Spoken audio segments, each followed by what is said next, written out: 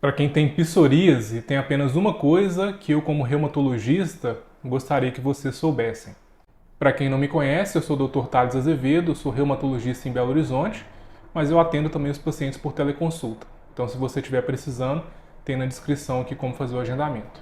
A psoríase é uma doença que geralmente afeta a pele, fazendo lesões descamativas que podem afetar couro cabeludo, região de dobras, como cotovelos, joelhos, região da parte interna da virilha. Em alguns casos afeta as unhas, em alguns casos ela pode ser bem extensa e outros elas podem afetar apenas poucas partes do corpo. Mas o que eu gostaria que vocês soubessem do ponto de vista reumatológico é que a psoríase também pode afetar as articulações. A cada 10 pacientes com psoríase, 3 podem ter uma manifestação que nós chamamos de artrite psoriásica. E ao contrário do que acontece com a psoríase, porque as lesões de pele, apesar de elas serem bastante feias, atrapalharem muito a vida das pessoas, elas geralmente somem. Mas na artrite psoriásica, ela pode deixar sequelas graves e permanentes que, se não tratadas, podem levar a sequelas e deixar vocês muito limitados. Então é extremamente importante, caso você tenha psoríase e dor nas articulações, que você procure um reumatologista. E aí você pode se perguntar, mas existe então artrite psoriásica sem psoríase? E na verdade existe.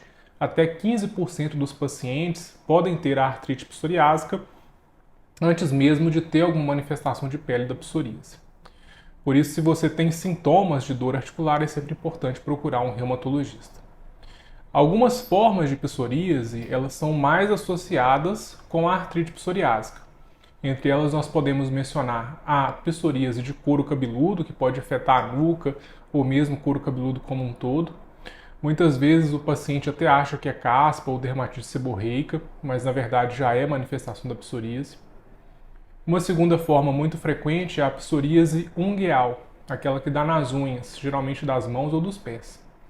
E aqui outra confusão pode acontecer. Alguns pacientes podem achar que na verdade eles têm micose de unha. Muitas vezes ficam tentando fazer o tratamento como se fosse micose, usando algum antifúngico, mas nunca resolve. Isso provavelmente é psoríase e, se tiver acompanhado de dor, é importante pesquisar artrite psoriásica. Além disso, nós podemos mencionar aquela psoríase extensa, que afeta todo o corpo de uma pessoa, e também a psoríase genital, que afeta também a região interglútea, atrás dos glúteos. Caso você tenha os sintomas da psoríase, mais a artrite psoriásica, para que seja feito o diagnóstico, você deve procurar um reumatologista. Agora, se você tiver só as lesões de pele, o dermatologista é o profissional que deve te acompanhar. No diagnóstico da artrite psoriásica, além da identificação do padrão de dor, porque o médico ele consegue identificar se o padrão da sua dor ela pode ser da psoríase ou de outras condições, ele também vai utilizar exames de sangue, entre eles hemograma, PCR, o VHS, função renal, função hepática.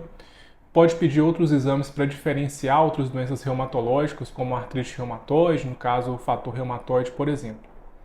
E junto disso, provavelmente vai ser solicitado exames de imagem, que pode ser radiografias ou ressonância de partes específicas que tiverem com dor. E caso seja comprovado que você tem artrite psoriásica, é importante que seja feito o tratamento para levar a doença ao que nós chamamos de remissão, uma vez que a artrite psoriásica não tem cura. Para que seja feito o tratamento, nós geralmente utilizamos anti-inflamatórios de forma momentânea. Dependendo da manifestação, utilizamos medicamentos sintéticos, como metotrexato, leflunomida e ciclosporina. E para aqueles casos que são moderados a grave, nós podemos utilizar também a terapia biológica. E aqui entra a adalimumab, infliximab, etanercept, os medicamentos bloqueadores da IL-17 como o secukinumab e o izekizumab, e também o ustekinumab mais recentemente. É importante que você saiba que, apesar da doença não ter cura, a gente consegue levar a maioria dos pacientes à remissão e conseguir controlar e ter uma vida de qualidade. E sempre se lembre que a psoríase não é uma doença contagiosa, não é transmissível. Espero que você tenha gostado desse vídeo. Curta e compartilhe esse vídeo para ajudar a chegar até mais pessoas. Um abraço.